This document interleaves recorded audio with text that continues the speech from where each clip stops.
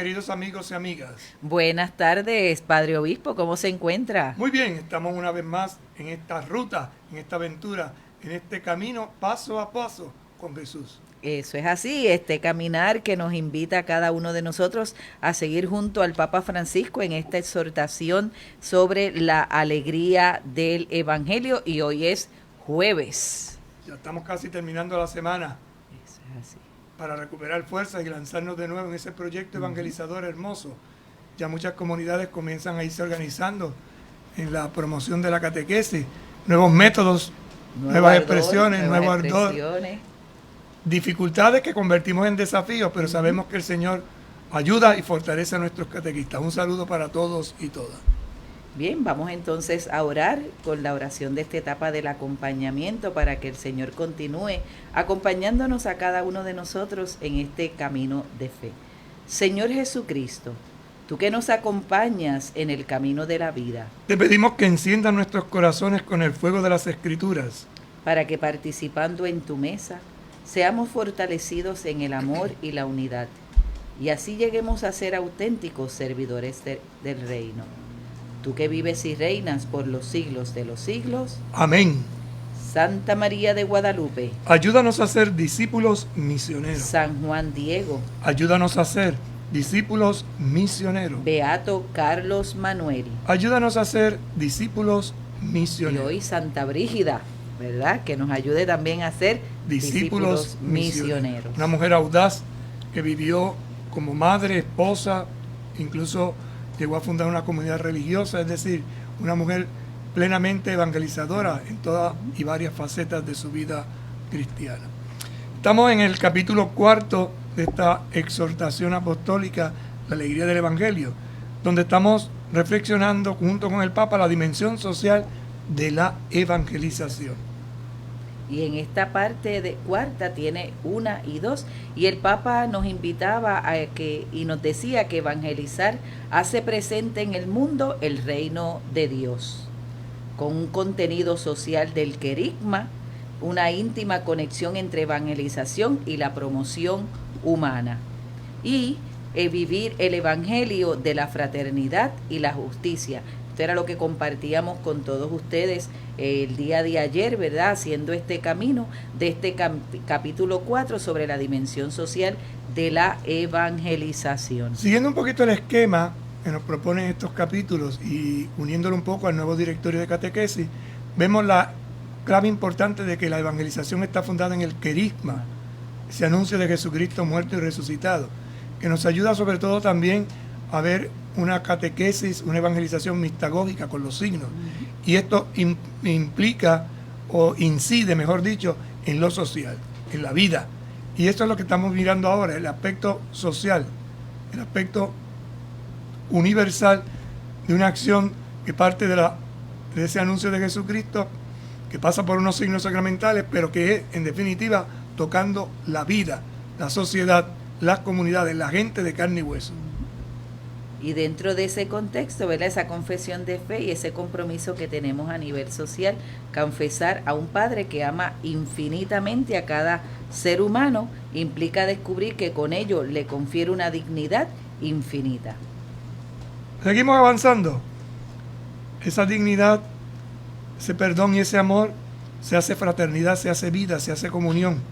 Y por eso es que las comunidades cristianas en medio del mundo son la levadura, la sal y la luz de esta nueva sociedad, de esta nueva, como decía San Pablo VI, civilización del amor. Nos decía el Papa cuando iniciábamos ayer el capítulo 4, evangelizar es hacer presente en el mundo el reino de Dios. Y hoy vamos a hablar sobre el reino que nos reclama. Es una propuesta del Evangelio que es ese reino de Dios. Y el numeral 180 nos dirá, leyendo las Escrituras, queda por demás claro que la propuesta del Evangelio no es solo la de una relación personal con Dios. Importante esto, ¿verdad? Que hablamos de una relación con Dios, de un encuentro con Dios. Si no tenemos una experiencia personal con Jesucristo, no podemos ser catequistas, no podemos ser discípulos, no podemos ser misioneros. Sino seremos transmisores de conceptos, de ideas, pero no de una vida que está concretizada, realizada, encarnada en Jesús de Nazaret. Nuestra respuesta de amor tampoco debería entenderse como una mera suma de pequeños gestos personales dirigidos a algunos individuos necesitados. Eso es una ONG, una organización sin lucro, ¿verdad? Es decir, nos dedicamos a hacer ayudas, pero no es propiamente la evangelización.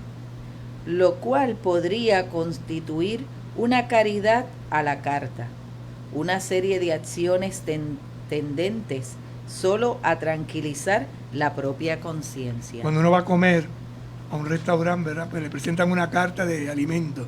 Y así hay gente que tiene la carta de la caridad. Y escoge la caridad que quiere hacer. No es eso, no se trata de eso. La propuesta es el reino de Dios. Se trata de amar a Dios que reina en el mundo. Interesante este aspecto, ¿no? Se trata de amar a Dios que reina en el mundo. ¿En cuál mundo? No en un mundo ideal que nos hemos fabricado nosotros en la mente, sino en el real. Ese real que tiene dificultades, dolores, sufrimientos, vida, lucha, esperanza, fracaso. Ese es el reino. Ahí es donde Dios se hace presente. A veces como que no lo tenemos muy claro del todo y nos aislamos. Vivimos en un mundo irrealista, fuera de la realidad, alienado totalmente.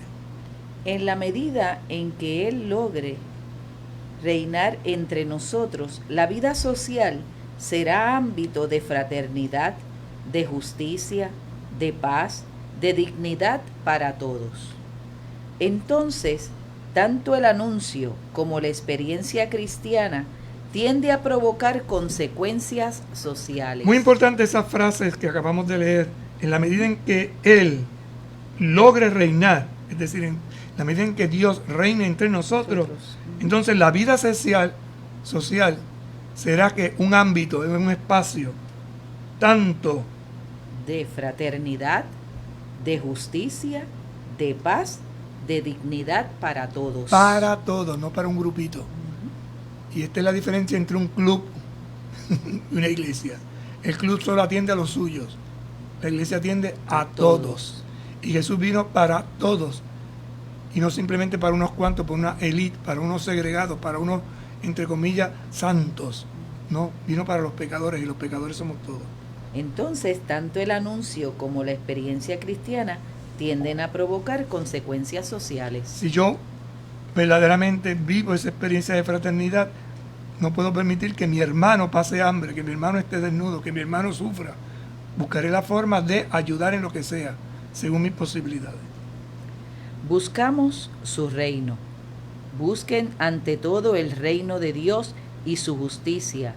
Todo lo demás vendrá por añadidura. Esa frase es interesante. Si Dios bendice en abundancia a aquel que abre su corazón a todos, no simplemente a un pequeñito núcleo. Busca el reino de Dios. Busca esa justicia, ese caminar en su presencia. Y caminar en la presencia del Señor implica la búsqueda del bien común, la ayuda para todos. Y entonces lo demás aparece. Esas son las añadiduras, aparecen. Todo lo demás. Cuando yo tengo conciencia de que lo más importante es el ser humano en su dignidad, lo demás es añadidura. Es decir, la ropa vendrá de añadidura. Lo importante es vestirse. Ahora no con un traje lujoso, o un traje andrajoso, o un traje... No, es tener ropa.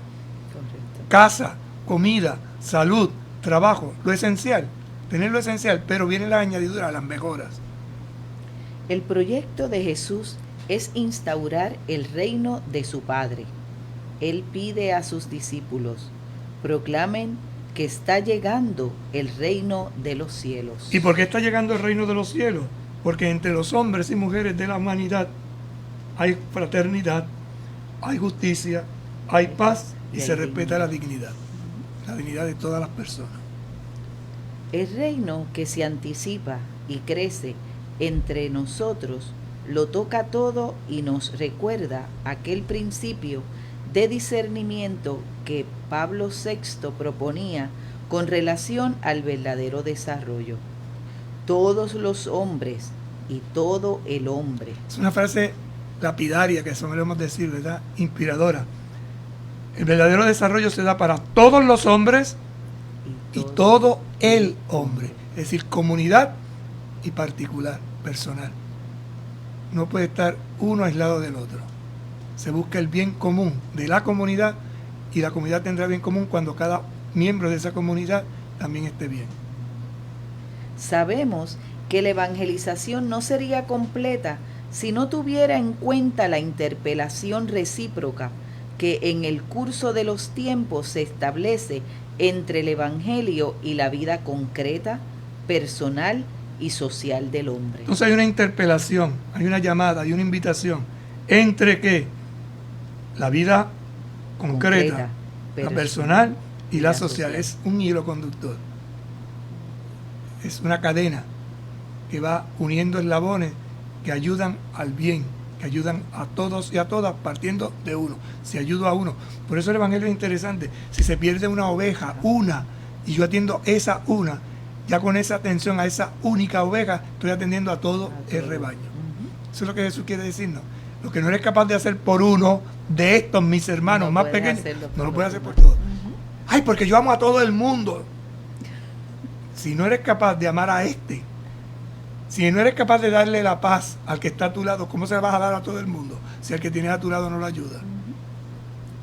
Se trata del criterio de universalidad propio de la dinámica del Evangelio, ya que el Padre desea que todos los hombres se salven y su plan de salvación consiste en recapitular todas las cosas, las del cielo y las de la tierra, bajo un solo jefe que es Cristo. Interesante, ¿no? Todos los hombres se salven, todos. Ahí no dice los buenos, ahí no dice los santos.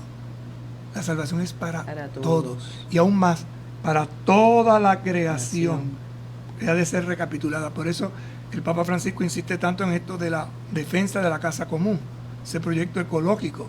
Si no cuidamos la casa grande, la casa común, la creación, difícilmente cuidaremos nuestro entorno. Es correcto.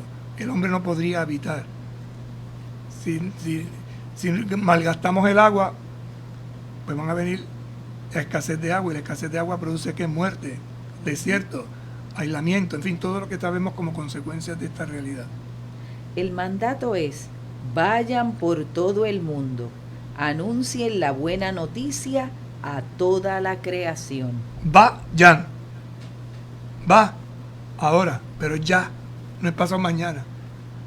Vayan a todo el mundo. Jesús era bien ambicioso. Salgan de Jerusalén. Sin embargo, su tarea era en Jerusalén entre los judíos, pero los que le sigan son los enviados a todo el mundo. Muy interesante cómo entra el proyecto de Dios.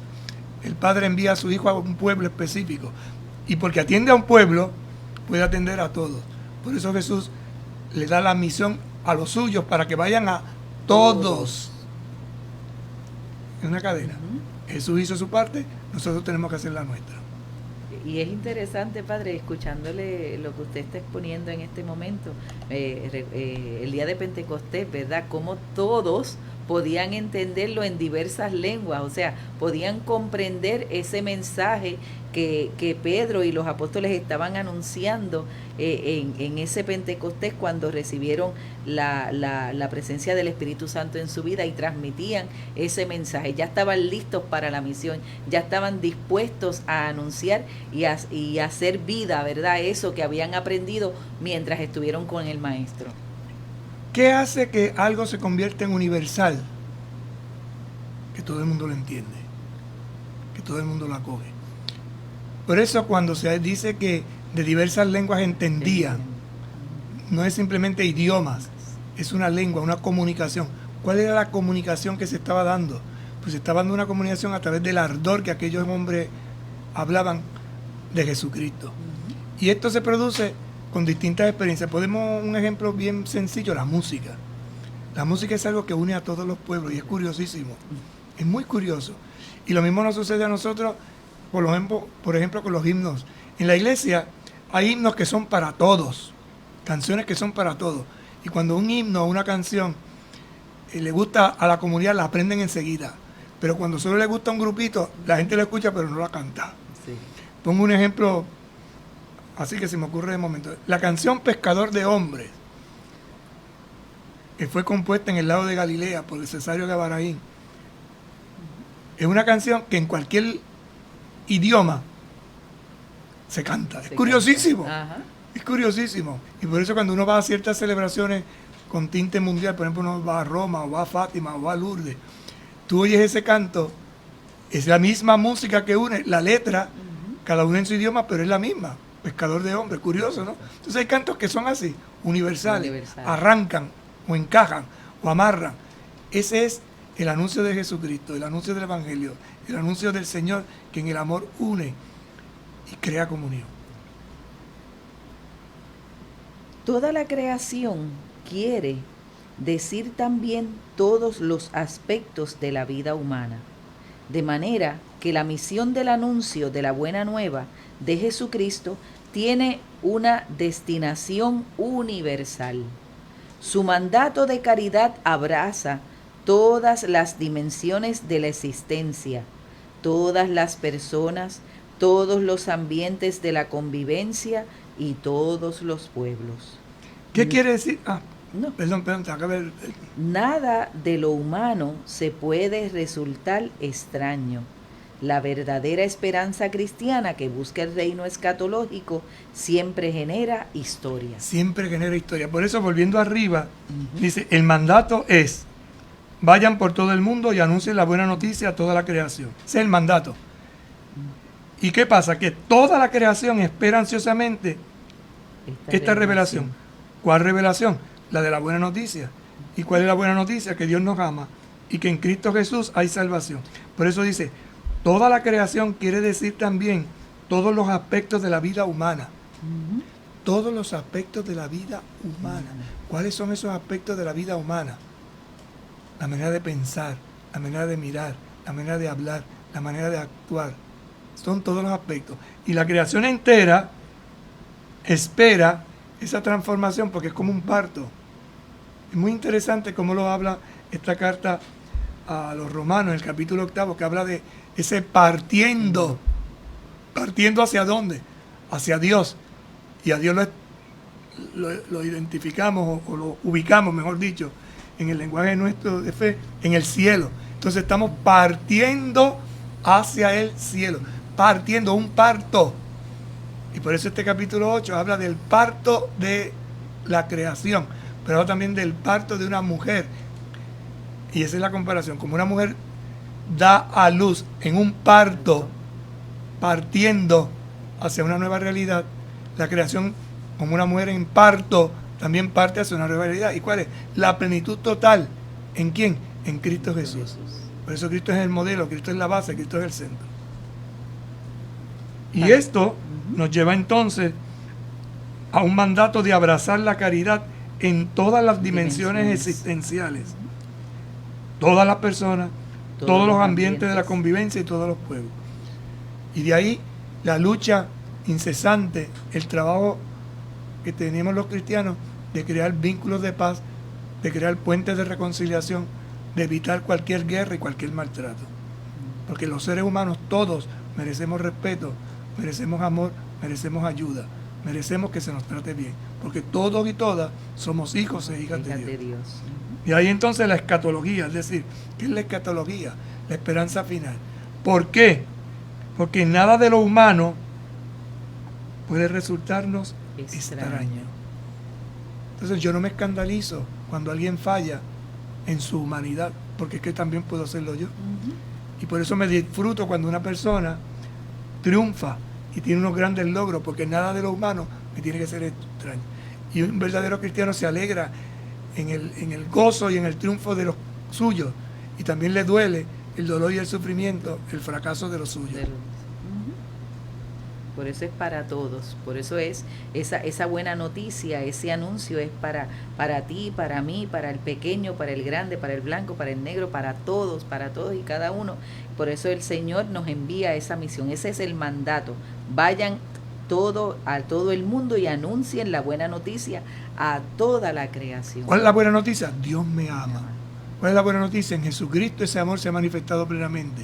Y ese amor manifestado en Jesucristo crea comunidad, crea fraternidad, crea una iglesia, es decir, crea un pueblo, crea unos peregrinos que caminamos hacia el encuentro definitivo con el Señor. Y eso queremos que se haga presente ya. ¿Dónde? En el aquí y en la hora de la historia. Por eso dice, la verdadera esperanza cristiana que busca el reino escatológico, él dice el reino del final de los tiempos, siempre genera historia. Y es historia de salvación. Y la historia quiere decir tu tiempo y mi tiempo, mi reloj y tu reloj, para entrar en el kairos, en el tiempo de Dios. Pausamos y en breve regresamos. Con un paso de fe a Cristo verás, con un paso de fe a Cristo verás, con un paso de fe a Cristo verás, con un paso de fe a Cristo verás. ¡Los cuatro! Moverás las montañas, caminas sobre agua, caminas sobre fuego.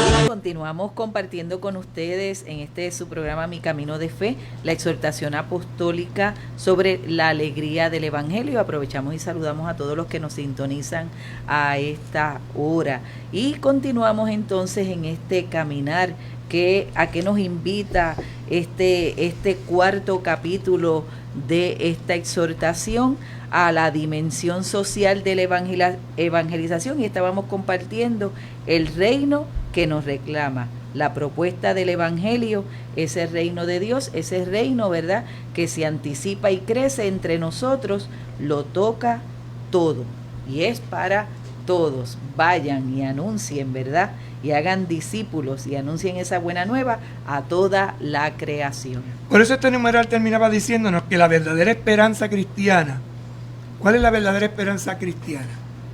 La que nosotros esperamos al final de los tiempos. Por eso se utiliza esta palabra un poco rara, diferente, escatológica. Escatológica quiere decir al final de los tiempos. El cristiano vive en el presente lo que será el final. Por eso, si hay una comunidad cristiana verdaderamente cristiana, hace presente el reino de Dios. Lo que será el final ya lo está haciendo como signo de ahora. ¿Y cuál es ese signo? La fraternidad, la justicia, la paz y la dignidad para todos. Y por eso en una comunidad la fraternidad nos lleva a descubrir que todos somos iguales, blancos y negros, entonces no hay racismo, por poner un ejemplo. La justicia, esa justicia es que equitativamente todos tenemos derecho a comer.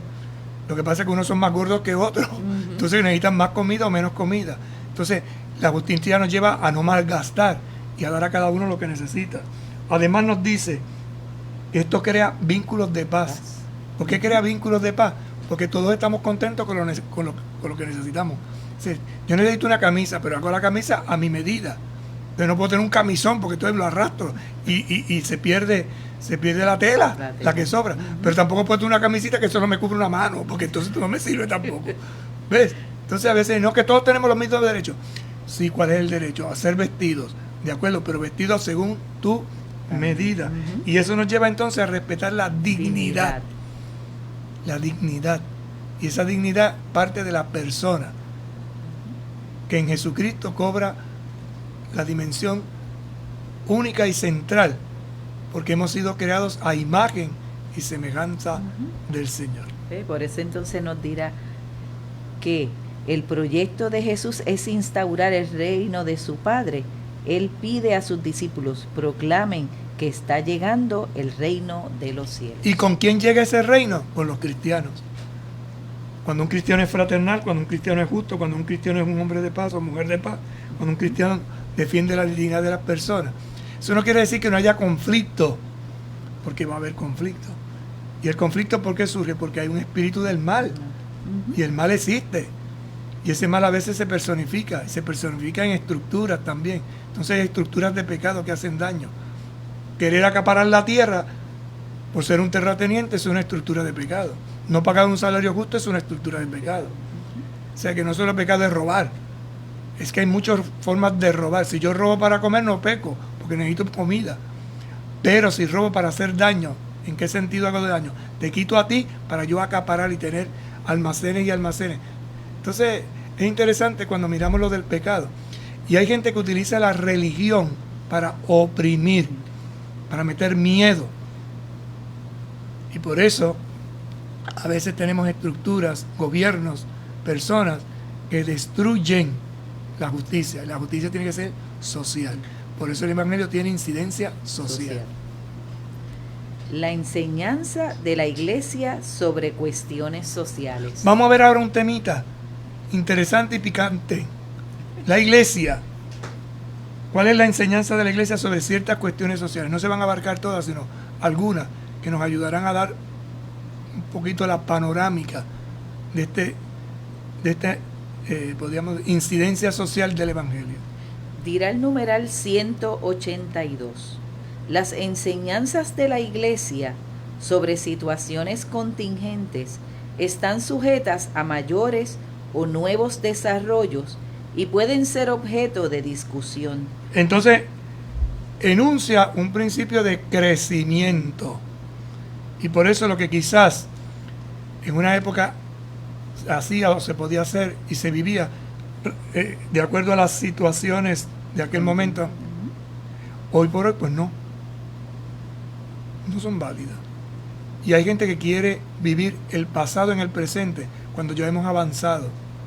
Y esto trae mucha, como dicen los españoles, miga. Es decir, esto trae sus consecuencias actuales y reales en la vida y en la organización de las sociedades. Pero no podemos evitar ser concretos, sin pretender entrar en detalles, para que los grandes principios sociales no se queden en meras generalidades que no interpelan a nadie. Una generalidad que no interpela a nadie. Nos tenemos que amar. Eso es una verdad y nadie la niega. Pero cuando usted está en un sitio y usted lo único que oye, porque es que hay que dar amor. Y nos tenemos que amar. Y el amor es algo maravilloso. Y el amor es extraordinario. Pero usted no aterriza en el amor. Y el amor aterriza, tú ves hambre, me diste de comer, tú ves sed, pues entonces te quedas en una idea vaga. Y esto a veces nos pasa a nosotros, que no hablamos 10 minutos del amor y no hemos dicho nada. Con haber dicho, el amor es la base y el fundamento de mi vida. Ya, pero entonces seguimos porque el amor es... Entonces tú dices, ¿pero qué quiere decir? Por eso cuando tú lees a San Pablo, al capítulo 13, te dice, el amor es paciente, el amor no es egoísta, el amor es servicial. Te da lo concreto del amor. De ese amor. Hace falta sacar sus consecuencias prácticas para que puedan incidir eficazmente también en las complejas situaciones actuales. Incidir en las situaciones complejas actuales, porque hoy tenemos una serie de situaciones bien complejas. ¿Cómo inciden? ¿Cómo esta palabra de Dios se mete y llega al meollo para sacar lo que hace daño? Lo limpia, lo purifica y lo hace fructificar. Los pastores, acogiendo los aportes de las distintas ciencias, tienen derecho a emitir opiniones sobre todo aquello que afecte a la vida de las personas, ya que la tarea evangelizadora implica y exige una promoción integral de cada ser humano. Lea otra vez esa frase porque es interesante. Los pastores, acogiendo los aportes de las distintas ciencias. Por ejemplo, ahora con el COVID. Hay gente que es experta en epidemiología. Por lo tanto, son los que tienen que dar las normas concretas. Entonces, los pastores acogemos eso. Si nos han dicho que es importante usar mascarilla, por eso nosotros hablamos de las mascarillas, de la higienización. ¿Ves? Porque hay personas que están especialistas en esto. Y un epidemiólogo sabe de qué está hablando. Yo me sé lo genérico, pero lo específico. Entonces, si te dicen, lávate las manos y necesitas que las manos se laven con jabón, lávate las manos con jabón. 20 minutos. No, 20 minutos no, 20 segundos. Perdón. Si se lava las manos 20 minutos en un baño. 20 segundos. Precisa, hermano, precisa. Entonces dice, tienen derecho a emitir opiniones sobre todo aquello que afecte a la vida de las personas. Ese es el pastoreo. Tenemos derecho a opinar basado en aquello que otros especialistas, es decir, científicos, nos han dicho. Por eso uno tiene que tener cuidado de quién dice las cosas. Por ejemplo, hace una... No, que cuando te pones la pistola esa en la mente, en la frente, te están quemando la... Y se corrió la... Y nadie quería que le... Ajá. Y entonces cayeron... Pero eso es verdad. ¿Quién lo dijo? Por poner una... ¿Dónde es la fuente? ¿De dónde sale? Pero ¿cómo es que van a inventar un aparato para matar a... O sea, es que rayen en el asunto, pero como no estamos dispuestos a pensar y analizar las cosas. Y a veces nos quedamos con lo primero que escuchamos y no, como usted dice, padre, no escarbamos, no buscamos. La iglesia entonces enseña a tener una visión crítica, un pensamiento crítico, y necesitamos preguntarnos. Crítica no es hablar mal del prójimo, crítica es buscar eso que están diciendo, ¿qué? Por eso los 3 filtros famosos de Sócrates son interesantes, sencillitos, ¿no? Lo que dicen es verdad, produce bondad y me es útil. Por ejemplo, un principio que estos días están haciendo con esto del COVID, ya el Papa ha dicho que la vacuna sea para todo el mundo, porque ya están pensando algunos a que esa vacuna sea para algunos nada más.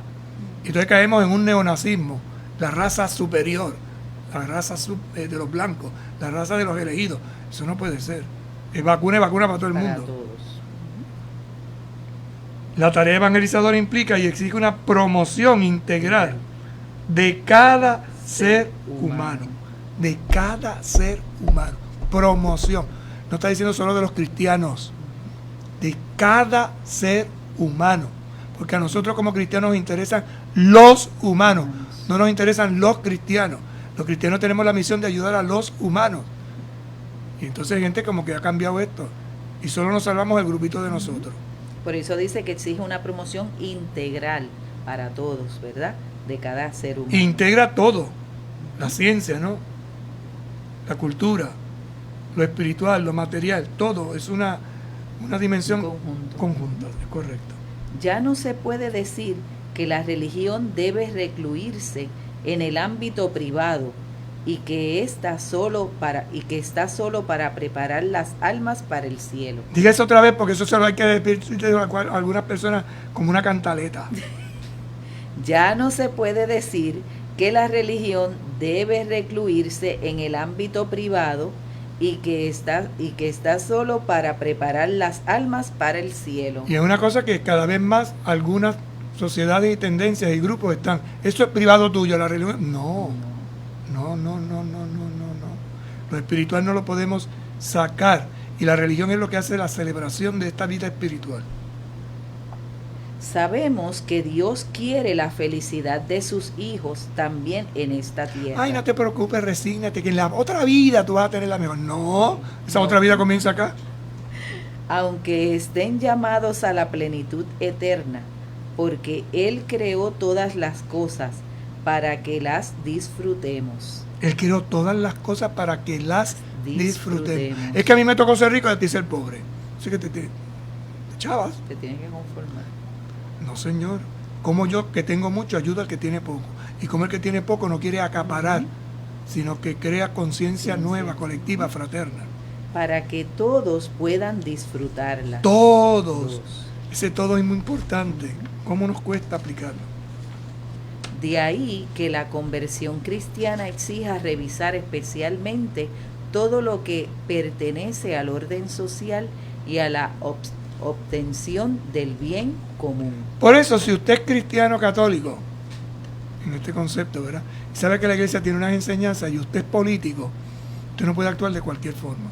Usted tiene que actuar con conciencia cristiana, católica, buscando el bien de todos y no los beneficios de unos cuantos. Y a veces se hace lo contrario. No es cuestión de ser proselitista, no es cuestión de defender lo no defendible, pero hay ciertas situaciones que te aplican a todos. Y por ejemplo, que aunque esto a veces nos trae muchos problemas y la iglesia lo va a defender siempre, es decir, una mujer que está gestando un bebé en su vientre, no solo puede pensar en ella para destruir esa vida. Y la vida que se está gestando, el niño no tiene derecho a vivir. Y por eso nosotros lucharemos siempre en contra del aborto. Y eso es una ley de vida para nosotros los cristianos. Hay otros que te dicen que no. Entonces cuando tú oyes gente que defiende eso, uno dice, pero ¿y en qué está pensando? Y después se profesan cristianos y en nuestro caso católicos. No, eso no puede ser. Y así como con este ejemplo sencillo, podríamos hacer un listado de cosas. Por consiguiente, nadie puede exigirnos que releguemos la religión a la intimidad secreta de las personas. ¿Ve? Eso es secreto suyo, eso es lo suyo, eso es secreto. Vívalo usted con Dios y Dios con usted. No. Sin influencia alguna de la vida social y nacional, sin preocuparnos por la salud de las instituciones de la sociedad civil, sin opinar sobre los acontecimientos que afectan a los ciudadanos. Entonces yo tengo, como parte de esta gran familia que es la humanidad, mi palabra que decir. Y mi vocación como cristiano me lleva incluso a meterme en líos por eso. Y si tengo que hacer una marcha por eso, voy a la marcha. Porque el indefenso, el vulnerable, es parte del todo. Y esa parte del todo es la que yo tengo que defender. Y ser voz de esa persona. Voz de los sin voz. ¿Quién pretendería encerrar en un templo y acallar el mensaje de San Francisco de Asís y de la Beata Teresa de Calcuta? ¿Cuál es el mensaje de Francisco de Asís? La creación entera. El himno de las criaturas, ¿no? Y Teresa de Calcuta, los pobres. Entonces, creación y humanidad. Humanidad y creación. Ellos no podrían aceptarlo. Una auténtica fe que nunca es cómoda e individualista. Entonces la fe nunca es cómoda. Ni individualista. Esos dos conceptos son importantes, esas dos palabras. Mi fe no puede ser cómoda, aquí, en el sofá, ni individualista, solo para mí. No, tiene incidencia social. Siempre implica un profundo deseo de cambiar el mundo. Cambia el mundo, un deseo profundo. Si no cambia, no mejora. Y si no mejora, entonces De transmitir valores. transmite valores. De dejar algo mejor detrás de nuestro paso por la tierra. No ser una plasta. Y si soy plasta, abono, que por lo menos sirva para que otros crezcan y desarrollen. Amamos este magnífico planeta donde Dios nos ha puesto. Esa frase es hermosísima. Amamos este magnífico planeta donde Amamos Dios nos ha puesto. este magnífico planeta donde Dios nos ha puesto. Y amamos a la humanidad que lo habita, con todos sus dramas y cansancios, con sus anhelos y esperanzas, con sus valores y fragilidades. Esto es tener un corazón universal. Es decir, yo no amo solo a los fuertes, amo a los fuertes, pero amo sobre todo a los débiles, porque no pueden luchar por ellos solos. Entonces me tengo que unir a ellos, a su causa. Y cuando tenga que defenderlo contra los fuertes, los defiendo. Esto se enseña mucho en la familia. A veces los niños pelean, ¿verdad? ¿Y qué le dice el papá al hermano mayor? Tú tienes que defender a tu hermano. Entonces, yo como hermano mayor, en el aspecto de la experiencia cristiana, tengo que defender a los débiles. ¿Cómo lo hago? Ya es la forma, ¿no? Y no puedo dejarme llevar de la violencia. Y no puedo nublar mi conciencia, porque no se vence el mal a fuerza del mal, sino a fuerza del bien. ¿Cómo lograr ese equilibrio? Ese es el anuncio. Ese es el equilibrio que da el espíritu, ese es el equilibrio que da la fe. La tierra es nuestra casa común y todos somos hermanos. Si bien el orden justo de la sociedad y del Estado es una tarea principal de la política, la Iglesia no puede ni debe quedarse al margen en la lucha por la justicia. Y en la iglesia, ¿a quiénes le toca principalmente? A los laicos. A los laicos. Por eso es importante que usted, laico o laica que me escucha, se dé cuenta de la importancia que tiene su vocación, que se ejerce en libertad con un voto. Y acá aprovecho y meto una cuña. Dentro de unos meses nosotros vamos a tener unas elecciones y usted en su conciencia tendrá que votar. Yo no voy a decir que vote por fulanito, vote por menganito, eso no es mi trabajo. Pero sí le digo, tenga pensamiento crítico, analice, evalúe y elija entre las personas que se van a presentar aquel que usted en conciencia cristiana, conciencia humana, cree que puede ayudar a nuestro pueblo a seguir adelante. Porque si no, vamos a seguir repitiendo el mismo esquema. Entonces no mejoramos esto, jamás lo vamos a mejorar. Y después, ay, ¿qué vamos a hacer? Cambiarlo. Lo mismo que dice, ay, es que yo no voto. Si usted no quiere votar, que sea un voto de protesta, pero que no sea un voto por no comprometerse, porque entonces después no tiene derecho a hablar. Y la fuerza poderosa que tiene un ciudadano en las elecciones es en las urnas, porque ese voto suyo puede hacer la diferencia. Puede ser que uno gane o que no gane. Un voto. Si todos decimos lo mismo, no, yo no voy a votar, ¿quién gana? Esta es la decisión, pero eso hay que sentarse cuando uno escucha a los distintos candidatos, ¿qué es lo que está diciendo? ¿Conviene o no conviene? ¿Por qué no entiendo? ¿Qué es lo que pasa? Que yo necesito que todos los días en arroz y habichuela para poderlo entender, para cuando dé mi voto, lo dé con conciencia. Todos los cristianos, también los pastores, están llamados a preocuparse por la construcción de un mundo mejor. De eso se trata, porque el pensamiento social de la Iglesia es ante todo positivo y propositivo. Fíjense esta definición, el pensamiento social de la Iglesia es ante todo positivo y propositivo, es decir, está basado en lo bueno y en propuestas concretas y orienta una acción transformadora, y en ese sentido no deja de ser un signo de esperanza que brota del corazón amante de Jesucristo. Orienta una acción transformadora, un cambio, y un cambio real y efectivo. Al mismo tiempo, une el propio compromiso al que ya llevan a cabo en el campo social las demás iglesias y comunidades eclesiales, tanto en el ámbito de la reflexión doctrinal como en el ámbito práctico. Esto crea ecumenismo y hay comunidades cristianas no católicas que van por la misma línea. Entonces fíjate que es interesante porque la acción social lleva a una experiencia, a una vivencia del Evangelio que no se da en el culto del altar, del templo, pero se da en el culto, en el altar de la vida, de la historia. Es el proceso, es el proyecto, es un reto, es una aventura. No es el momento para desarrollar aquí todas las graves cuestiones sociales que afectan el mundo actual, algunas de las cuales comete en este capítulo. Comenté. Gracias, Padre. En el capítulo 2.